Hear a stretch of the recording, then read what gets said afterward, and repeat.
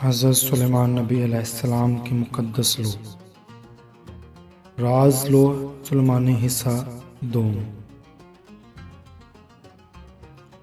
کئی ماہ کی دیدہ ریزی، دماغ سوزی، کاوش شدیدہ اور محنت شقا کے بعد یہ راز کھلا کہ یہ ایک مقدس لوح ہے جو لوح سلیمانی کہلاتی ہے، اور اس پر جو الفاظ ہیں وہ قدیم عبرانی زبان کے ہیں جو زبور اور غزلات میں استعمال ہوتے ہیں۔ ماہرین کی مساعی برآور ہوئیں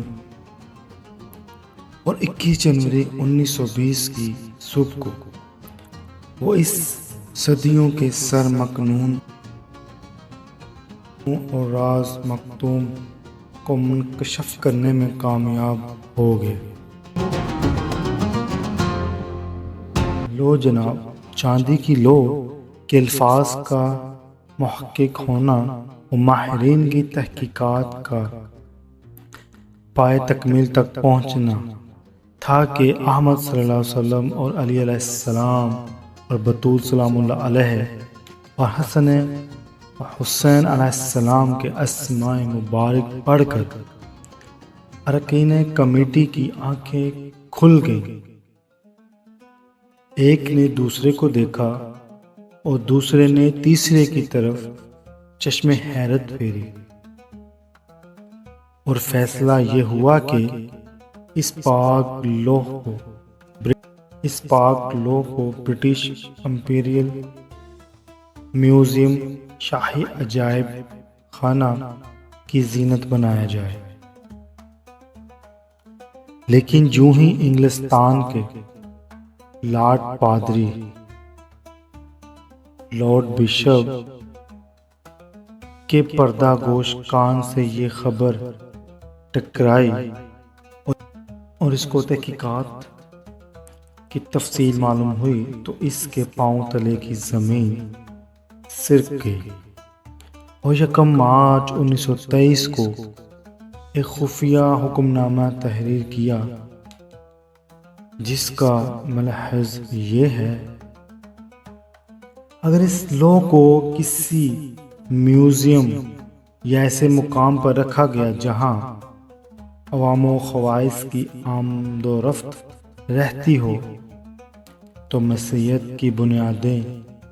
متزلزل ہو جائیں گی اور عیسائیت کا جنازہ خود ان کے کندھوں پر اٹھ جائے گا۔ لہٰذا بہتر یہ ہے کہ اس کو کلیسائے فرنگ کے سیکرٹ چرچ روم میں رکھا جائے، جہاں اس کے رازداروں کے سوا کسی کی نگاہ ہی نہ پڑ سکے۔ چنانچہ جب سے آج تک یہ لوح اسی مخصوص کمرے میں 5 نفوس مطہرہ کا نور پھیلا رہی ہے۔ تفصیل کے لیے دیکھیے ونڈرفل سٹوریز آف اسلام، مصنف کرنل PC امبلے، لندن، صفحہ 249۔ رسالہ تحقیقات غربیہ، مولفہ ابوالحسن شیرازی، صفحہ 21 تا 24۔